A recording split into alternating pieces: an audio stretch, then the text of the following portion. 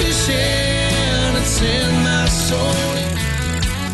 Welcome to the Salt Strong Podcast, disrupting fishing entertainment as you know it. Prepare to laugh. Prepare to get to know fishing legends in a whole new and unfiltered way. And on occasion, you might even learn a thing or two about fishing. Here's your host, Joe Simons. Like diamonds.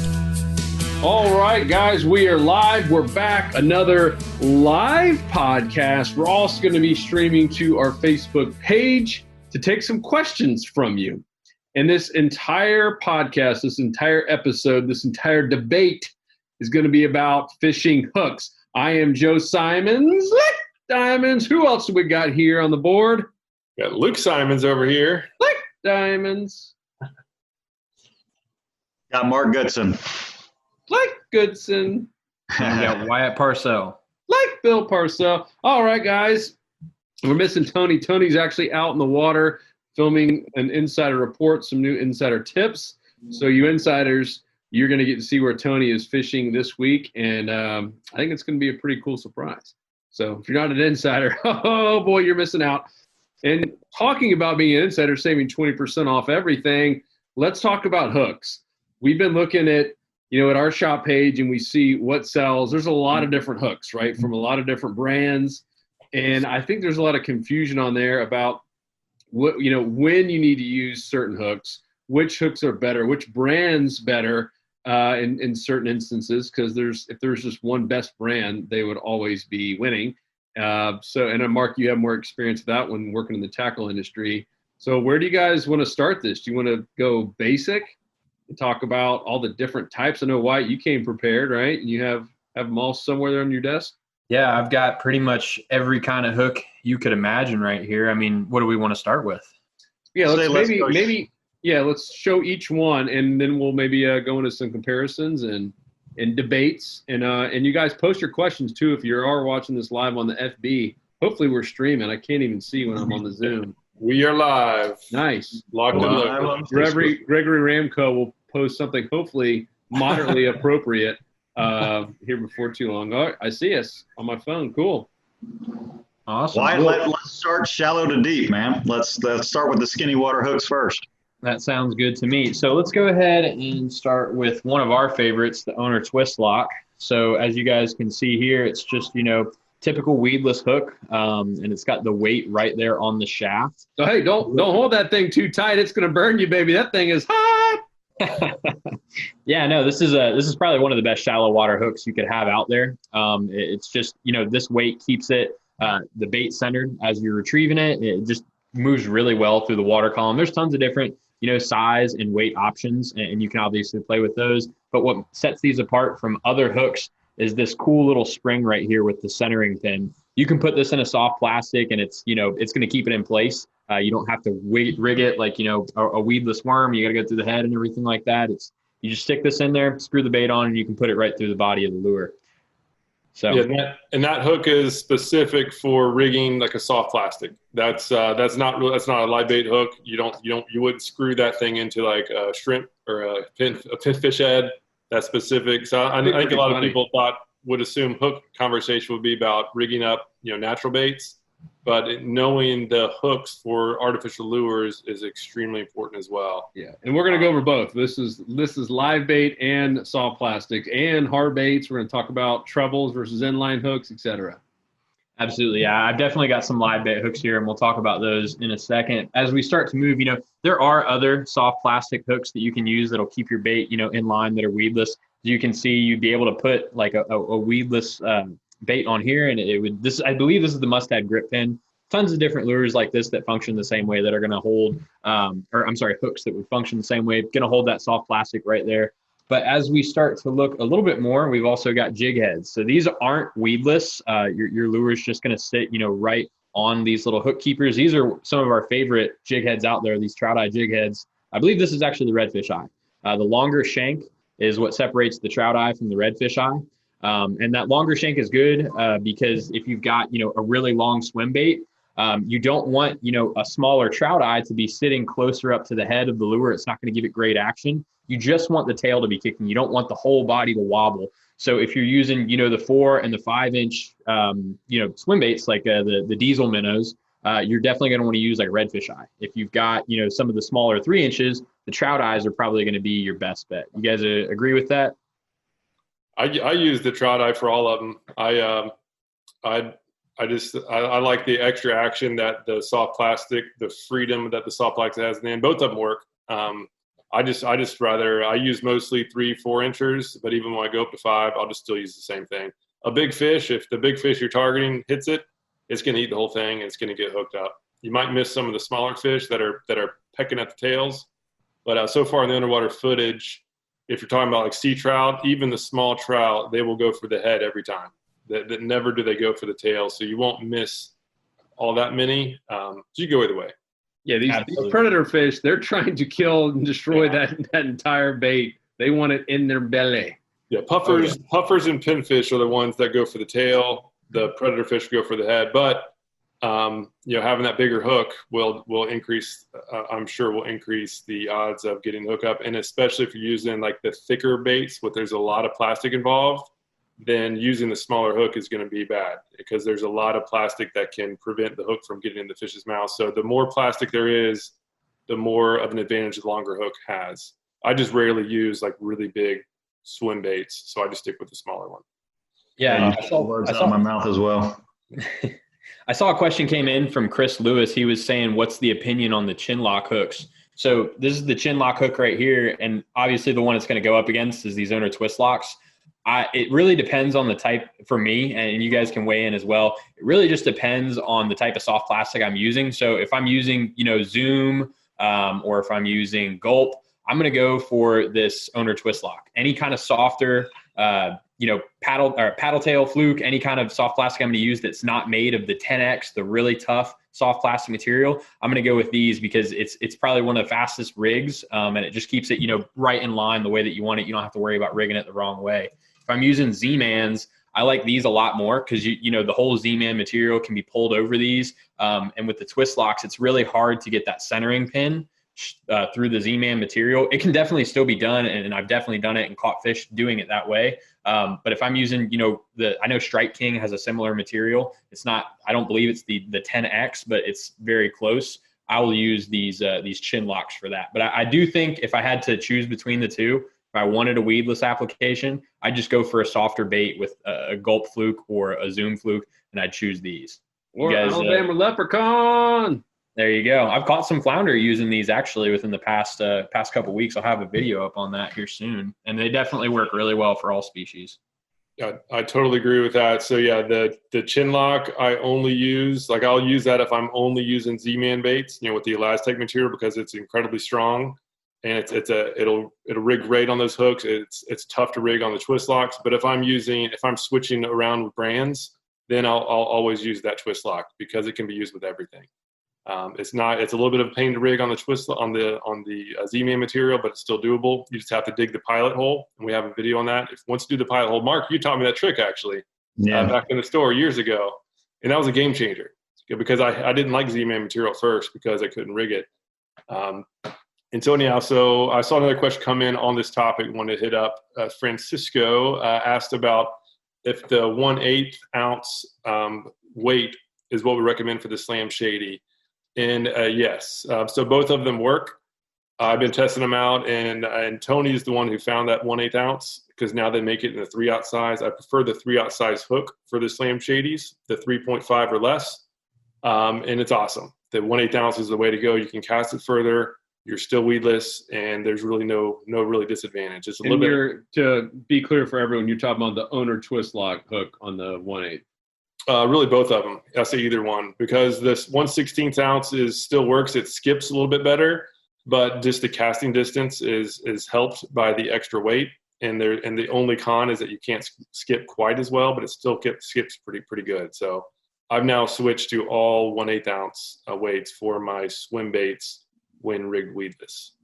Shane, speaking of that, Shane Harrison says, "What's your choice of weedless hooks?" Those two right there that Wyatt had. Yeah. And even the ones that Wyatt, So those two are actually my favorite brands in those style hooks too. So the owner twist lock being a brand, and then the Mustad grip pin hooks being a brand. That's the two brands and style hooks that I have most confidence in on the weedless side. Do you guys ever using the actual like weed guard? Like I know the Z-Man / Ice Strike has one with the actual weedless weed guard, and then they have the Texas side. What do you think? Those are jig heads. Now we're talking jig heads. Yeah.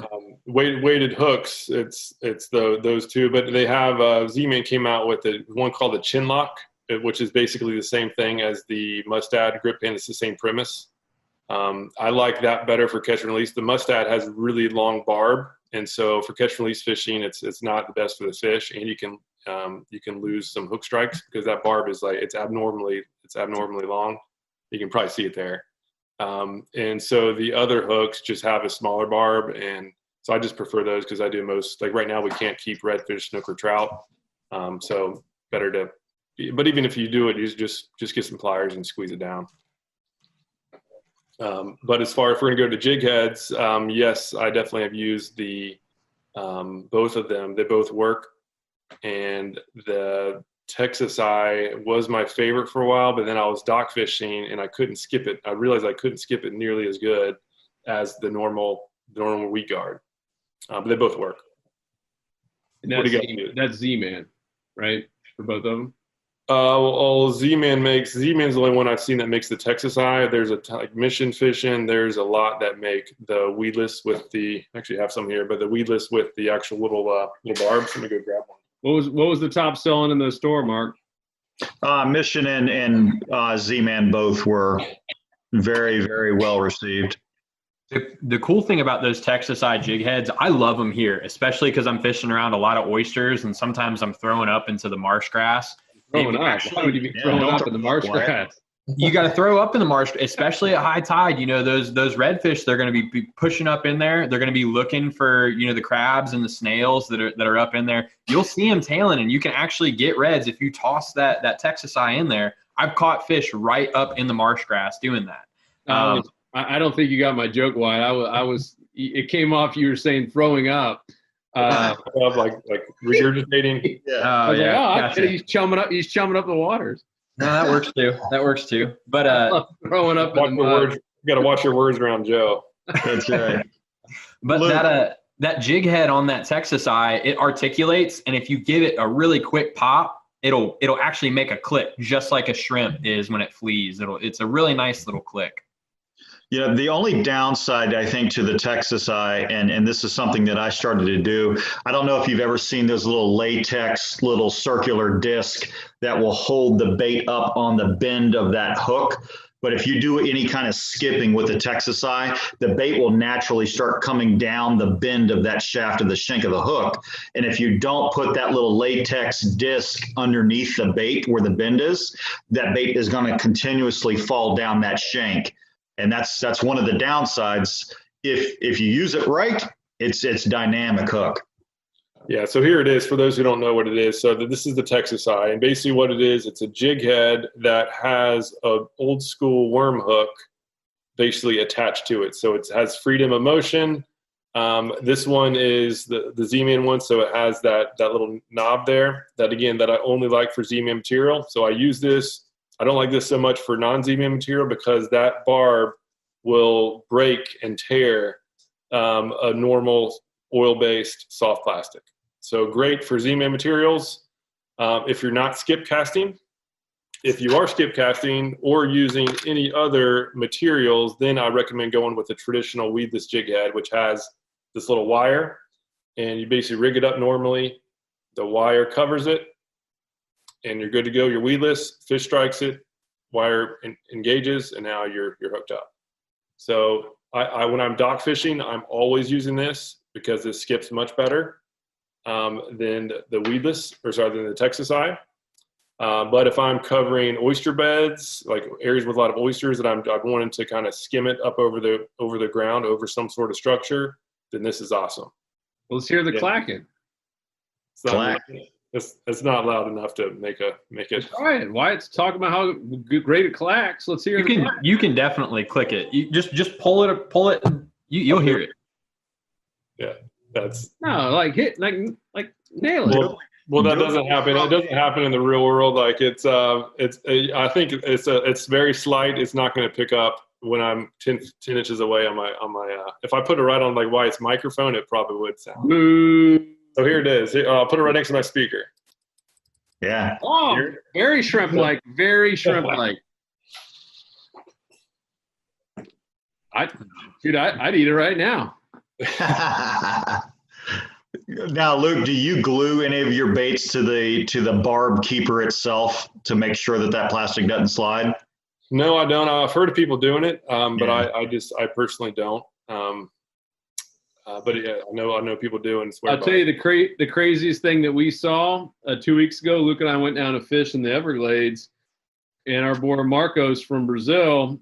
All of a sudden, it wasn't just a lighter; it was like a flamethrower. He brings out literally like a handheld torch, and he starts torching the top of the jig head right there with the head. And obviously heats it up pretty hot, and then slides that. It's very similar to Z-Man kind of material, and it almost kind of like burns it all. Like it's never coming off again. That wasn't. Don't do that for Z-Mans. That wasn't a Z-Man material. It was similar to Z-Man material, meaning it was kind of tough to get on there, but once you kind of melt it on, that was the first time I'd ever seen that. And no, I would not recommend that at all. Especially from down in the Everglades, I would not recommend even bringing a torch on your boat. Yeah, for the record, that was resin-based material, so that's something that's very unique, and it's one made down in Brazil. So yeah, don't recommend flame throwing your baits to rig it up. Just a normal rigging gets the job done. Some glues do work. Some people do swear by the glue. If you do the glue method, definitely get a quick drying glue of some sort, because otherwise you're going to sit there and have to wait for it to dry. Or the reason why I don't like glue is because any sort of scent, like most glues that I've used at least, has a pretty strong odor, and I can't imagine that would help for fish being attracted to it. Luke, that brings up scent tracks. It's going to be one of our upcoming podcast episodes, talking about all the different scents, both the good ones and the bad ones that actually attract fish. I think you guys will be blown away with all the discoveries that have happened over the years on what scents actually attract and detract fish. Pretty cool. All right, so what else we got, Wyatt? We didn't make it through the first couple of hooks and now a couple of jig heads. Where are we on? Yeah, so I saw a couple live bait questions too, so we're gonna make sure you hit those up. Yeah, we'll hit those in a second, because you've also got something. I guess this is the shallowest, because it sits a foot or less than a foot under the surface of the water. But you got your treble hooks. You find these on a lot of lures, especially your top waters. One really important thing to look at for your top water trebles. Got a bunch of people calling me right now. Oh my goodness! Wait, it's probably Travis asking why you trimmed your beard. He said you guys look like a bunch of girls. He can't be talking about Luke and I. Mine still looks fresh. Not me. I'm still going strong. Travis Bell, why'd you shave yours, Mark and Wyatt? Well, mine was a two-part thing. Number one, it was a before and after weight loss challenge that I'm going to. And number two, I have to do the chemo cream on the cheek here. So wait a minute. Shouldn't you take the picture when you're heavier with a big beard, because it's going to make you look thinner when you – No, because from the side view, you'll see all the double chins and everything. So I want to take the fattest picture I can in the beginning, just so I can make myself feel a lot better like 3 weeks down the road. All right. Sorry, Wyatt. What's your excuse for the beard? Oh, well, I don't know how to maintain a beard. This is my first time trying it out. I trimmed it a little too short. This is live, dude. Don't admit I got to be honest. I've started trying to grow one out. I've always been clean shaven, but, since I started teaching people about fishing, I feel like you're more trustworthy if you got the beard. If you notice, Luke catches more fish when he's got a beard, so I had to start growing mine out. Goodness. Mark's excuse was way better. Your dog doesn't like your excuse. Yeah, your dog is like, I'm calling his bluff on that one. That's pitiful.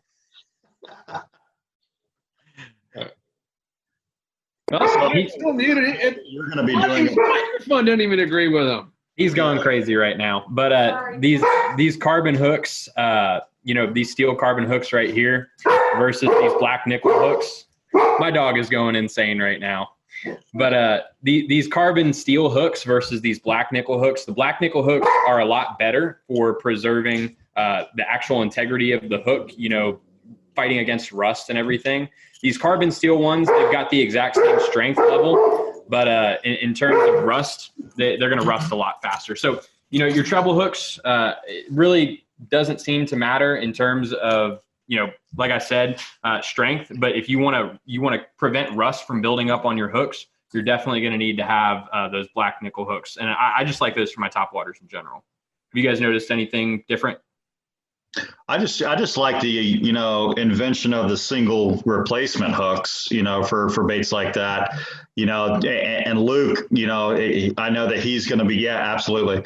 I know that we've talked a lot about this on camera, off camera, and he's got a lot of footage that there's not a lot of missed strikes, on the small fish side, it's kind of helped him out there, but on the big fish hookups, it's been pretty legit. And I just know it to be a lot safer.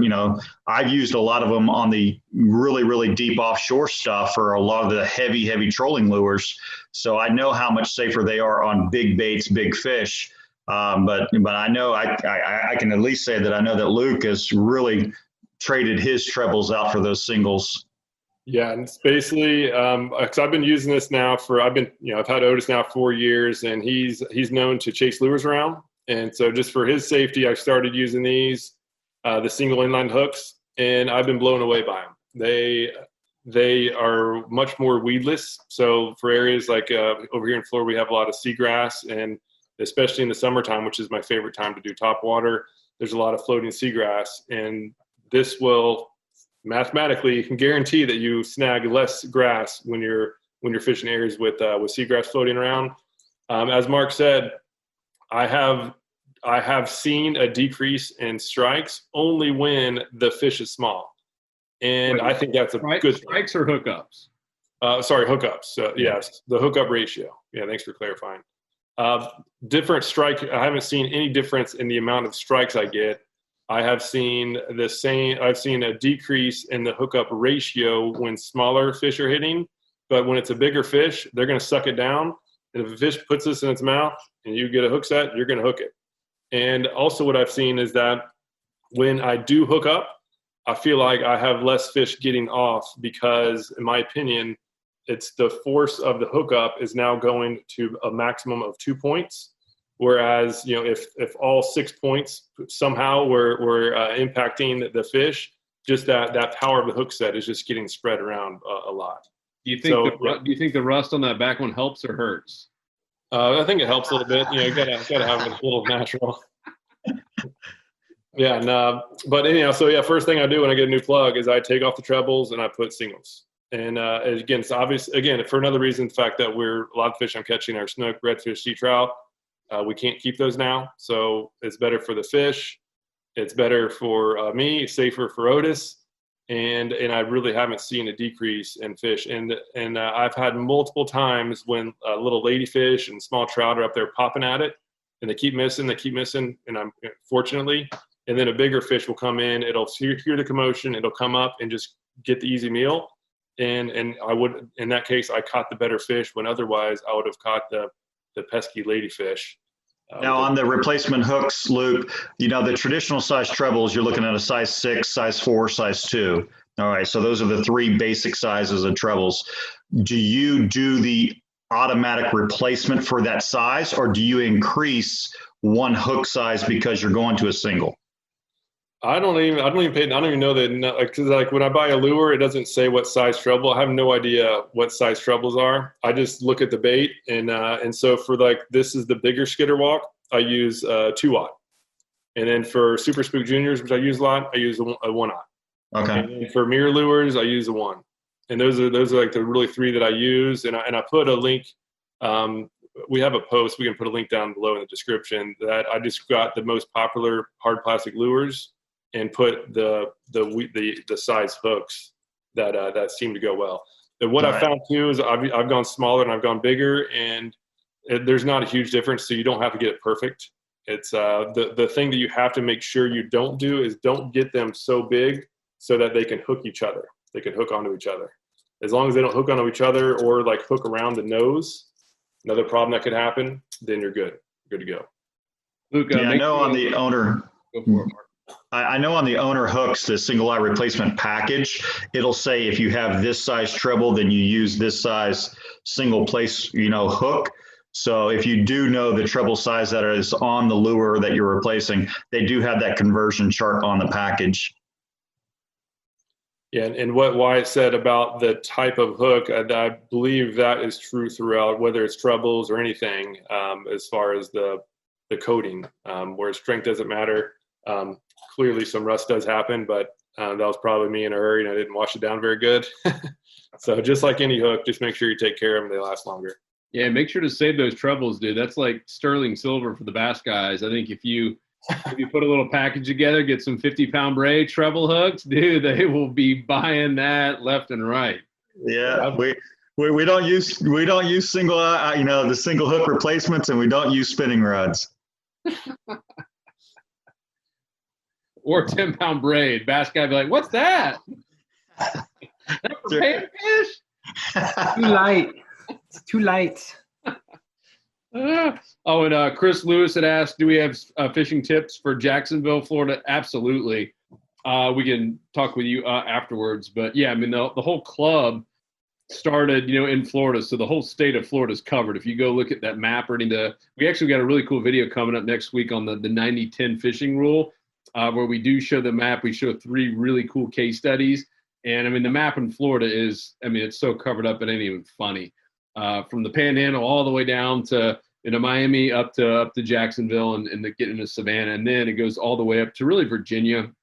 We have because of John Skinner, joining the team and doing some of these courses. We've attracted a lot of people in the Northeast, but prior to that, it really kind of stopped at Virginia. What we specialize in terms of our club is the inshore saltwater fishing. We have Captain Dylan Hubbard, one of our coaches, does some of the nearshore and offshore, but 90% of the content seems to be around inshore fishing, redfish and speckled trout, snook here in Florida and parts of Texas, flounder, tarpon, black drum, mangrove, snapper, Spanish mackerel. I could keep going on and on. But yeah, we can talk to you about that offline. Luke, Michael asked, where's the portrait hanging of Otis these days? Yeah, I just saw that, and check this out. So Michael's been a member for a while, and he mentioned that he just started drawing, and I take Otis out a lot. He's like, hey, send me a picture of Otis, and I'll sketch him out. And so I didn't know him at that time, so I was like, sure. I didn't really expect anything to come out of it. And then he reached out later. He's like, hey, I'm down on vacation down in Florida. He was down in Bradenton, and he's like, if you can, swing on by. And so I swung by, and he gave this to me. Like, this is hand drawn. Like, this is amazing. That's awesome. And, I was totally blown away. And at this point, he had just started drawing. He was teaching his son how to draw, and just like kind of started just picking it up. And like this was like shortly after he even started doing it. It is amazing. I'd say you have a gift, Michael. That even after maybe a decade of lessons, I could not do that. Yeah, it's amazing. So thank you again. That was absolutely amazing. So yeah, it's on the wall. That's why I went up and got it. I saw that comment come in. So yeah, it's always on the wall. Luke, before we get into some of the live bait hooks, will you share what happened last night with Otis? Oh yeah. So I was outside, and I looked down at the grass, and it looked like a landmine, one of Otis's landmines out there. So not anything too abnormal. But then I saw something white sticking out of it, and so that's not good. And a landmine means poop, right? Yeah. Landmine means it's a landmine for stepping in it. You don't want to step on it. I just got to clarify with Wyatt. And so I looked closer, and I could see a paddle tail sticking up out of the stinking poop. And I hope that's not the paddle tail. What's that? I hope that's not the paddle tail. No, yeah, this is the same one. And so sure enough, he's thinking he pooped out a paddle tail. And then I looked closer, and I was like, what's green in there? And so we had an Alabama leprechaun in there too, right next to the paddle tail. We had a Slam Shady and a leprechaun in one little turd. I was like mad at first, and then I went to like being pretty impressed because like, what are the odds? There is a video on our Instagram page right now that you guys can all see of a landmine.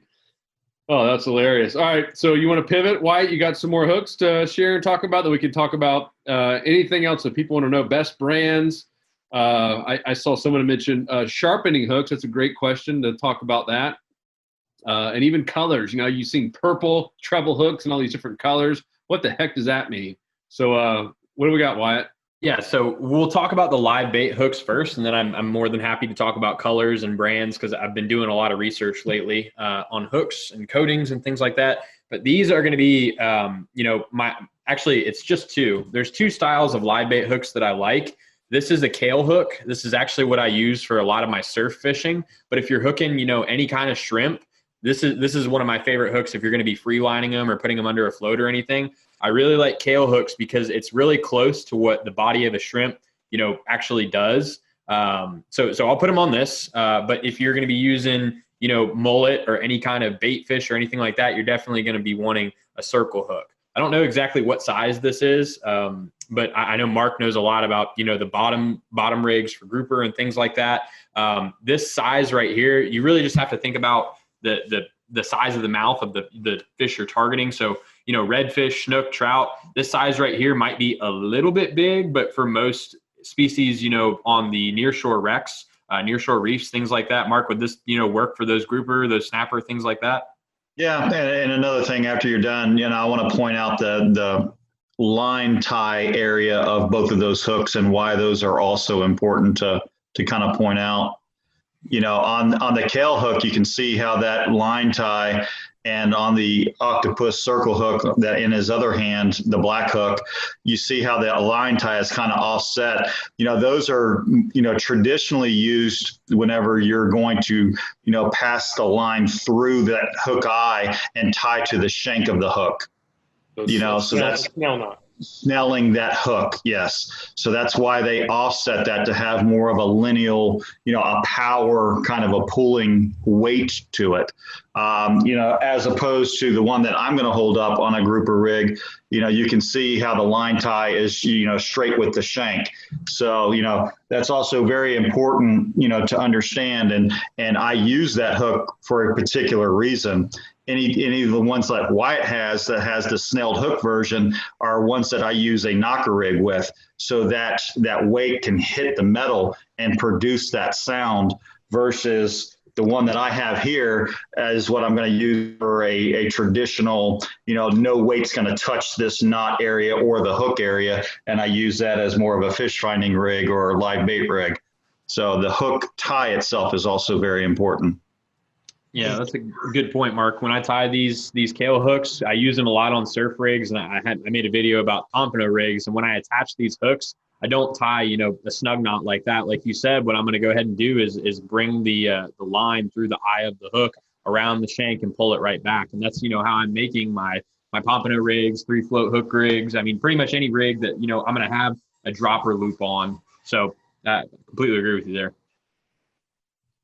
Yeah, for J hooks, I do that as well. And then cool thing I learned from Peter Deeks, who we've done some live bait courses with, and I learned from him when using J hooks. So J hooks, I don't know if we covered it, but J hooks are ideal, or I guess the better bet if you're actively fishing. If you're actively fishing live bait, which is what Deeks teaches, where he's going out and catching some giant fish, but he is actively making sure that the bait is looking as good as possible. He is actively feeling for strikes, and he's quick to get a good hook set.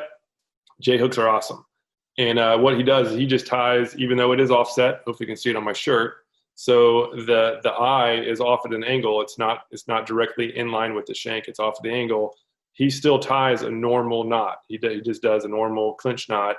And the reason why is he says that when he sets the hook, he's tearing the hook out of the bait fish, and he wants that hook point to be angled up to have a better chance of hooking into the mouth of the fish.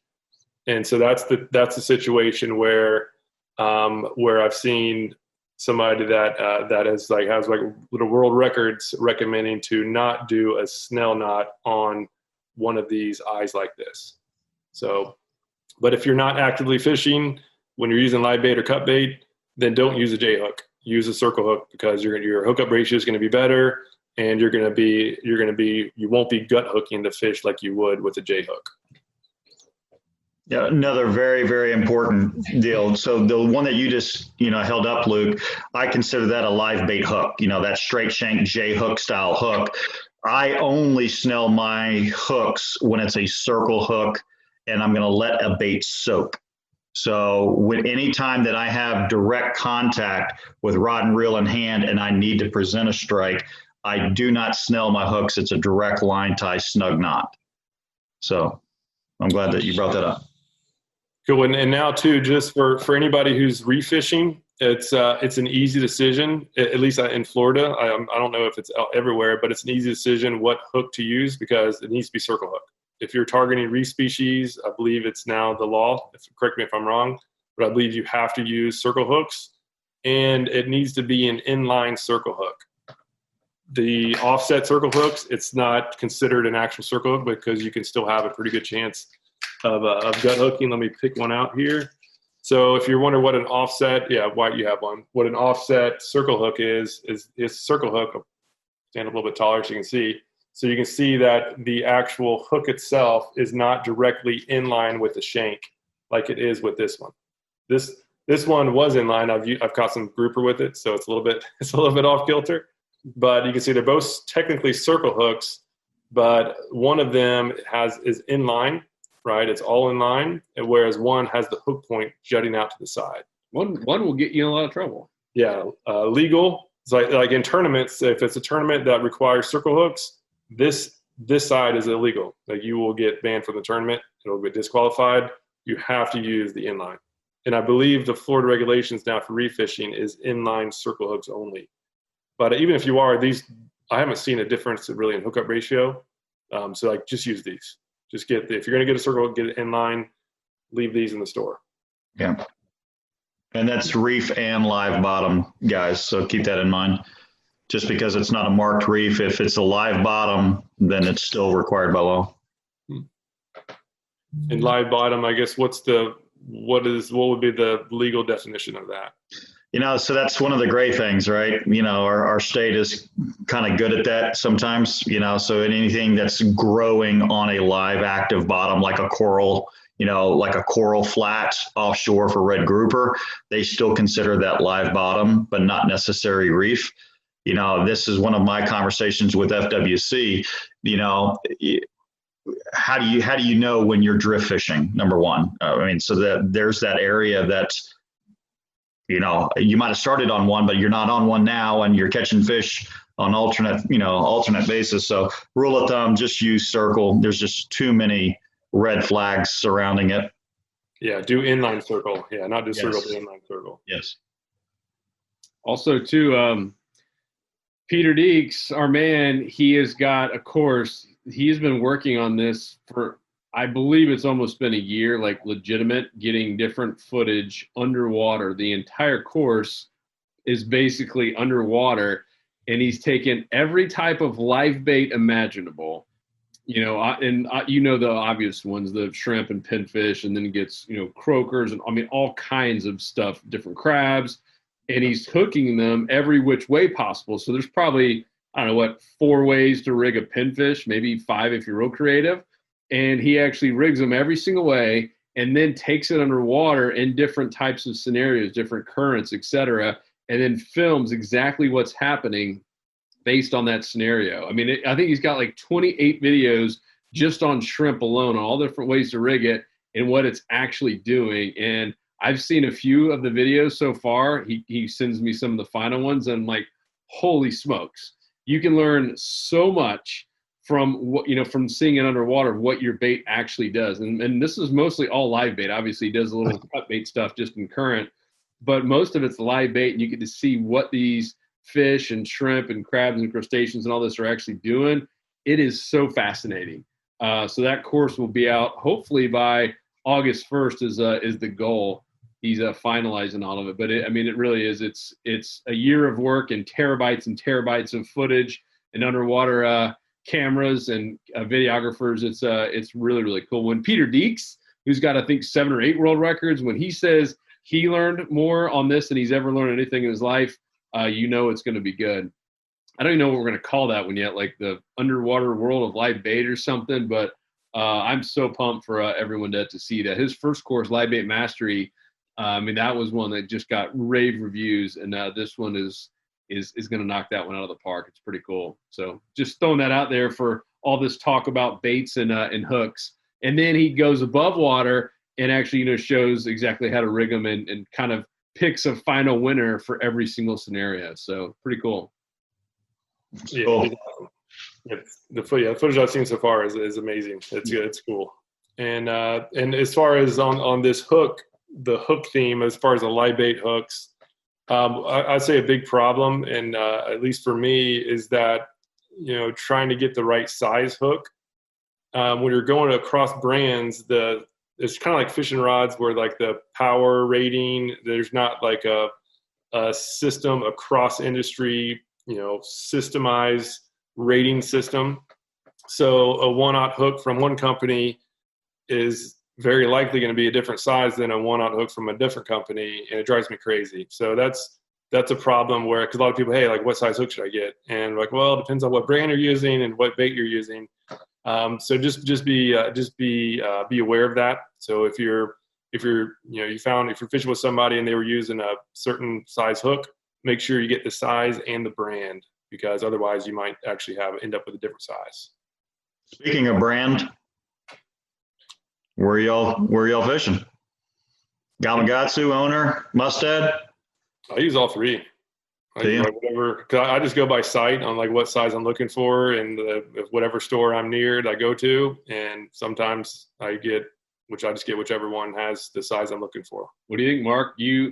You have a unique perspective because you worked, in a really busy tackle store for many years, and you got to see what gets returned. You got to see what people come back and say this thing was awesome or this thing wasn't good. What are your thoughts on brand? I always saw two parallels with my commercial guys that fish for a living. They seem to have always been Mustad or a heavy gauge Gamakatsu. So that 4X strong Gamakatsu or the traditional Mustad strength of a hook was kind of where my commercial guys were. The inshore guys, it was a mix between, Gamakatsu and Owner. Those were probably the two most purchased. We did entertain a fourth brand, which was VMC. And I'll tell you, they were great on cost, for the average pack of hooks. But it just didn't seem like the longevity was there on the hook itself. They rusted so much faster than the other hook brands did. I never saw so many broken shanks on the hooks outside of that brand. So that was a no-go for us. But we stocked a full, complement of Mustad, Gamakatsu, and Owner, because we felt that those three brands pretty much own the industry. Cool. Good intel. Because I know Tony, he did the same thing I did. He did a test, right, Luke, on those single inline hooks, and it was Owner versus VMC, and he had the same problems with VMC, just not being as high quality. Yeah, VMC is much more affordable, but yeah, quality-wise, definitely. I haven't even tried. I actually just got to pack up just to see what the difference is. But I mean, I noticed as well that the price is definitely better. But if what I've heard about the quality is true, then I will be continuing my Owner purchases. And Owner makes a great point to the hook design, the actual beveled point, I would say it is, versus the traditional style, like on the Mustad or the Gamakatsu, where it's just a straight needle point. So the cutting tip and surface of these hooks also matter. And you can really see the quality base, how that tip will get kind of knurled and curled over, and it really will hurt the penetration factor on those hooks. So, the gauge of the hook and how they chemically sharpen that hook is awfully important. So with the Owner, so I have some here. This doesn't have the bevel. This is a straight needle point. So when you get Owners, you get what's it called? You remember? It's a cutting point, I think, is what they call theirs. But I think the SSWs are probably one of their most popular style of hooks. And I saw a question come in from Peter asking about changing out the treble hooks, changing out the single hook and the replacements with the trebles. And I used to struggle with it because I would get like the Walmart special little pliers that have the little hook thing. And it totally changed my life with replacing these things. Once we found these scissors, and the reason why we now offer these to members is because they are amazingly good at doing the replacement. I'll put it in that black background. The reason why is you just need to have one of these, set of pliers or scissors like this that has a really sharp point on that little attachment. With this is very easy. And best of all, these are priced lower than the cheaper Walmart things I used to get in the day. They're awesome. So if you don't have some, get some, or just go find some like it, because you just want that sharp point, and it'll be a game changer. It's super easy with a set of scissors or pliers like this.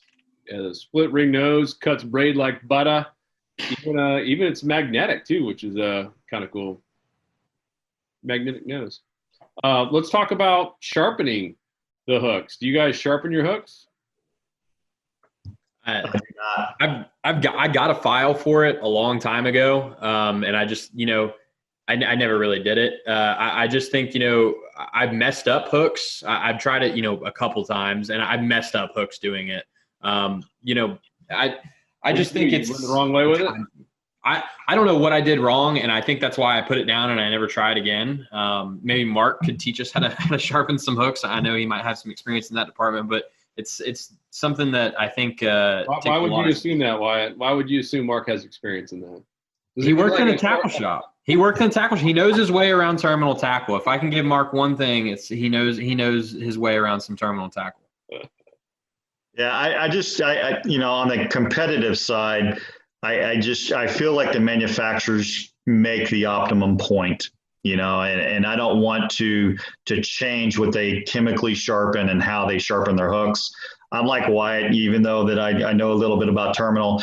I don't do a good job with the sharpeners, and I try to stay with the finest grit, sharpening stone, and it seems to always put some kind of weird bevel, on the point, and it's just never sharp like the factory would make it sharp.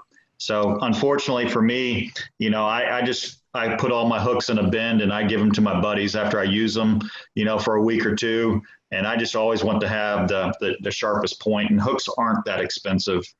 I do. I sharpen them in situations like this with this little crab lure. This is, hopefully you guys can hear me. It looks like my connection's becoming unstable because my neighbors are all online right now. But this is a hook that comes with a crab. So this is like a $4 or $5 crab. So it's not as simple as just throwing away a single hook.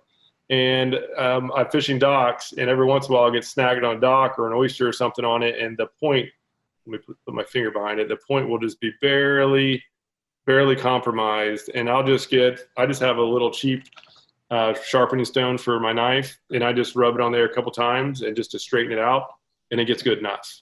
I never pull it I never get a brand new hook and sharpen it from the package. I only sharpen whenever the tip just gets compromised like that. Again, most of the time it's from getting snagged on an oyster or some sort of hard structure that just compromises the tip. And just with a couple swipes, it's good to go. Not quite as good as new, but good enough. So it's not a total lost cause, but yeah, I think a lot of these hook points that are made just like chemically made, however the heck they do it, it's hard to compete with the what comes out of the factory. When you do it yourself, it's just not going to be what it was. So if it's just a hook, I just get a brand new hook, and it's only like I don't know how much a hook is, probably 50 cents or something. Whoa, where? We're like $1, right, for these nice hooks? It's not that much. Either way, if I'm going after, usually I'm using live bait, I'm going after big fish, like trophy fish, and I just do not want to miss. I don't want to miss a fish of a lifetime by just not putting a good hook on there. Well, in terms of price, I mean, that owner, I mean, those are what, $1.25, right, or more? So yeah, you're right actually. Yeah, so this was a 4-pack for $3.99. So this is a stinking dollar. I never did the math. Yeah. But what's $1 when you're using a $15 lure? True. I mean, I just don't use $15 lures. It's definitely worth it to, go with the manufacturer that's going to make the better hook. We were talking, this is an owner hook on my right hand. I guess on the screen, it's my left hand. And this is a laser sharp. I don't know exactly who makes laser sharp, but I got these from my Pompano rigs. You can see on the tip, I don't know if it's actually going to pick up the focus, but the owner hook has a much sharper and cleaner, like Mark was saying, they bevel it perfectly. This laser sharp hook, the hook point, this is straight out of the pack. I haven't even fished these hooks yet. It's kind of dull. It's like chippy. The barb is all grainy. It's not as nice as this owner hook is here. And I probably paid more for less hooks in this owner pack than I did with the laser sharps. But I know that I'm going to have better penetration with this hook because it's sharper, it's stronger, it's been made better. And I find that these ones here, they're going to rust a lot faster too. Like I said, with the nickel plated coating, it's just worth it, in the long run, I think, to go spend a little bit of extra money and have higher quality hooks that are going to last longer too. So that's just my 2 cents on the It'll be cool. I saw in one of those books, they put different hooks, different brand hooks, and they put them underneath a microscope, like a legit one that you can see chlorophyll and stuff with. And it was crazy, the difference. And like some of them were like surgical. They look like literally surgical needles. And some of them look like the something that you like, man, that thing can't even hurt me. It's not even going to penetrate my skin. It was wild when you zoomed in on it that close. Yeah. And so I've been doing a lot of shrimp fishing around, like for sheep's head and snapper and stuff around bridges, where I'm just like literally bouncing it down onto all sorts of structure. I can't see it. Eagle claw. Yeah. So for that, I bring out the eagle claws. I knew so just as a price comparison, I believe this pack was it was either, I think it was 99 cents or $1.99 for 8. So we're not talking dollar hooks here. And the reason why I like it is because it's good enough. And it's weak enough so that when I do get snagged, I can just rip it out. When I'm trying to break the line, in many cases, the hook will just straighten out. I get everything back. Yeah. Because the pliers bend it back, and now I'm ready to rock. That's terrible. It works. I've caught some legit. I've been catching some legit fish with this. Those are freshwater hooks, or is they all purpose? All purpose, aka freshwater. It says it right there. Those are catfish specials. It says it right there. Yes, it's on the hook, so it's got to be right. But it works. It gets the job done. What is the average lifetime of a single hook out of that pack, Luke? You mean having it like one cast? No, multiple trips. Yeah, stuff works as long as you rinse it off with fresh water, and it's good. Like, I don't know why you guys are bashing eagle claws. No, eagle claws high and stuff. You look at the Trocar. Trocar is another big name coming out on the scene. They're huge on the freshwater side. Yeah, their jig heads are solid. I've tried some of them now. But just go with what you feel comfortable with, right? But these are 100% not as sharp as the more expensive ones. But I'm going after smaller fish. I'm using braided line. There's no stretch to it. I'm actively fishing. I'm setting the hook. And I've been like actually really happy with it. You're bouncing it off structure on the bottom, and you're going to lose quite a few. And I know that I'm more than likely going to get snagged. And again, I prefer the weaker hook in that instance because in many cases it'll come out straightened versus breaking off my leader. I did see a question come in here. What was it? Oh yeah, who makes that crab? That was the crab that I held up. It's made by Chase Baits. It's called the Krusty Krab. I did a detailed review of it. And you can check that out. Just Google search Krusty Krab review, and you should see it. We have them on our shop page still? We did. I don't know what the inventory levels are because of the pandemic, but we did. Yeah, and if you guys don't know, and I know a few of you have mentioned on our shop page at shop.saltwater.com that we're out of a bit of things. And yeah, it's industry-wide, nationwide. It's nuts. I saw that picture of an Academy Sports. It looked like a hurricane season at Publix. There was just nothing there.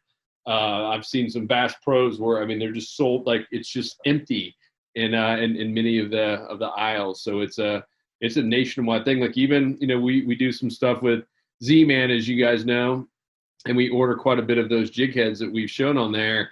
And I believe they use all Mustad. Like, Mustad, they were slow because they were waiting on someone else, and it's just like everyone's waiting on someone, and it's just slowed this entire train down. It's really, really, really nuts. Good news is it appears to be getting better. We just got a big order today in. Got a couple more coming, so you'll see a lot more new stuff on the shop page. And of course, Insider members save 20%, baby. Whoop, whoop. What else, guys? What else do we have to cover here? I see, we're already at 4:00. Yeah, I have one. I'd be curious to get your thoughts on it, but you probably can't even see it. Let me. Looks like an old trailer hook. Yeah, do you see it has the little spikes on the actual shank? It's, I think it's called a bait keeper or something. Do you guys? Worm keeper. What's it called? It's a bait keeper. Yeah, they drive me crazy. So I accidentally bought this when I was trying to get my cheap plain shanks, and I've cut myself so many times where I forget I'm using. I reach down to unhook the fish, and it starts thrashing, and now I get these little barbs in my hand. So, do you guys use these at all? One scenario, I use them. I grew up fishing on the Chesapeake, and one of the most popular forms of bait up there is bloodworms. So there's not many forms of live bait that you're going to be putting on the actual shank of the hook, and you're going to be running up that far. Bloodworms, I thread them pretty much all the way through the hook. So that's the one scenario, and it was actually Eagle Claw. I'll completely admit I'm using Eagle Claw bait keeper hooks. Don't be ashamed of Eagle Claw, man. They got good stuff. But yeah, I mean, that's what I grew up fishing with, man, was those Eagle Claw snelled bait keeper hooks, using bloodworms on them. And I'd catch, the mess out of some croaker and some spot and perch using those things because it keeps them on the hook. And those fish, they peck and pull, and those things keep them right there. I love those for specific species, especially if I'm using bloodworms for them. I thought that was how they got their name. I thought it was worm keeper because it's meant for those old stinky worms to put them up there. They're not going to come down. But yeah, I don't own any of those personally. Yeah, I was in a hurry the other day, and I thought I was getting my favorite plain shanks, and grabbed the wrong one. It's probably one column over. That's the old liver holder for catfish, Luke. So, well, hey, but no, the straight shank, just like that, though, they're great mackerel hooks that don't have that bait, that bait holder, that longer shank like that. Yeah, at least it only cost me 99 cents, I'm sure. So, no problem. I'm trying to think what other hooks we have here. As far as size, too, I think one important thing to note, to make note of, is that a lot of the size selection, at least for me, and because y'all saw it, I've spend more focus on the size of my hook compared to the size of the bait that I'm using, compared to, I guess, more so than the size of the fish I'm targeting. The size of the fish I'm targeting, if I'm targeting a tarpon, I want a hook that's strong enough to hold it. But if I'm using a small crab, I don't want a 7/0 hook sticking out of a small little crab. I just want to find a strong hook that's like a size like a 1/0 or 1. So I think a big mistake a lot of people make, and I did it for many years, is that I would use a hook if I was targeting big snook, for instance, with little small shrimp. I will be using like a 5/0 hook, and that's just dragging around. I'm sure Peter will probably show this underwater, but that hook is just so heavy that it's driving.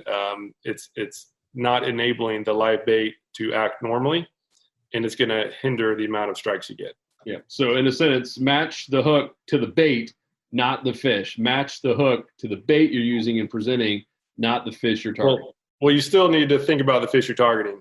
So you can't totally disregard it. You just need to put a little bit more focus on the bait, right? Because using a small little crab, you hook in a tarpon with a little small thin wire hook, it's game over. You're not going to come close to catching it. Well, you might jump them still. I get one jump. But yeah, so that's super important. Trying what else I have. Looking at my tackle box. I think we covered it. Yeah, we could do a whole separate one on just going down live bait, just jig heads. I know there's some other questions in here that we'll have to get back to. But yeah, we're out of time. That was good. Let us know what else you guys want. I know we heard some stuff about, kayak fishing and even kayak versus boating. We've heard a lot of stuff about different brands. We're unbiased. We're not sponsored by any of them. So let us know. Shoot us a message or put a little comment down. Let us know what you guys want to talk about. And of course, if you're listening to the podcast, which I know many of you are, hit us up at support@saltstrong.com or fish@saltstrong.com. It'll all come to us one way or the other. And let us know what topics, questions, etc., or even species you want us to go target next. Other than that, Marky Mark, Funky Bunch, Wyatt, and the Barking Dog, and Luke, it's been fun. Good times. All right, guys. Peace. Thanks, guys. We out. Yeah. Woo. 'Cause fishing